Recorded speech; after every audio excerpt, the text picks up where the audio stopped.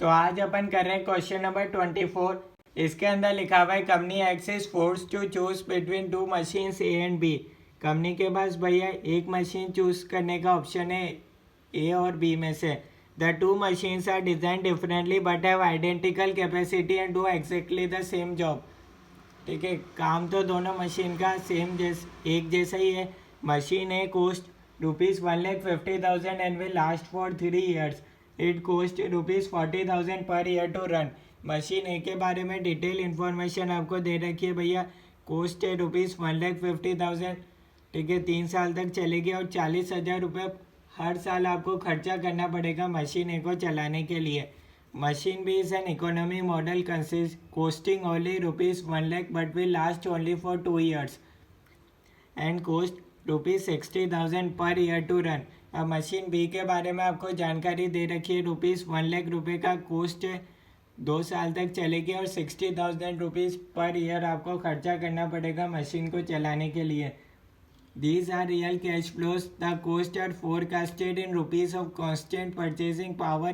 Ignore tax. Opportunity cost of capital is 10%. Which machine company X should buy? भैया आपको बताना है कौन सी मशीन को अपन को खरीदना चाहिए मशीन ए और बी में से। ठीक है, तो अपन देख रहे हैं भैया क्वेश्चन नंबर 24 का सॉल्यूशन। सबसे पहले अपन निकालेंगे कैलकुलेशन ऑफ ईएसी। ईएसी का मतलब होता है इक्वेटेड एनुअल कॉस्ट। ठीक है, दोनों की बराबर निकालेंगे। इसके लिए फॉर्मूला होता है ईएसी का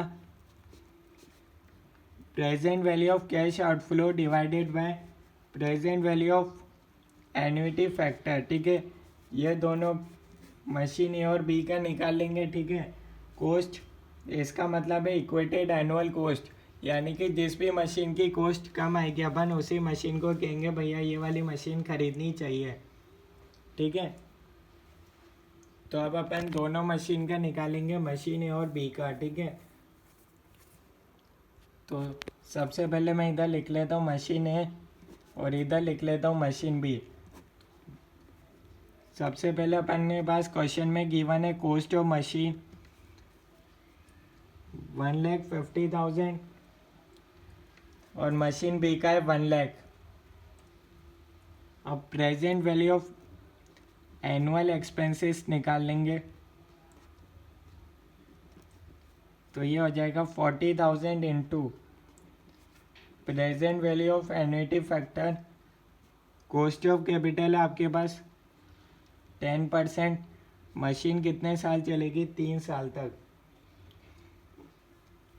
अब इसको निकालते कैसे हैं ये अपन को जानना रहेगा। ठीक है, पीवी फैक्टर इसको अपन कैलकुलेटर पे कैसे सॉल्व करते हैं आइए जानते हैं। 1.110 डिवाइडेड बाय 3 साल है तो 1 2 3। जीटी का बटन दबाओगे तो टोटल आ जाएगा 2.486। ये हो जाएगा 40,000 इंटू 2.486। ठीक है, इसको आप सॉल्व करोगे तो आपके पास आ जाएगा present value of annual expenses 99,440। ऐसे इधर भी होगा 60,000 पर ईयर खर्चा आएगा मशीन बी को चलाने के लिए। तो 60,000 into present value of annuity factor 10%, ये 2 साल ही चलेगी। ठीक है, तो ये अपने पास हो जाएगा भैया। इसको अपन सॉल्व कर लेते हैं। 1.110 डिवाइडेड बाय 1 2। जीटी का बटन करोगे 1.735 आ रहा है। 60,000 इंटू 1.735, तो इसको अपन सॉल्व कर लेते हैं।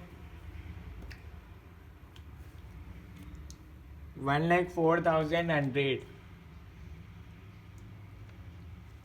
ये अपने पास आ रहा है भैया present value of annual expenses. ठीक है, तो यहाँ से आ जाएगा अपने पास total present value of cash outflow.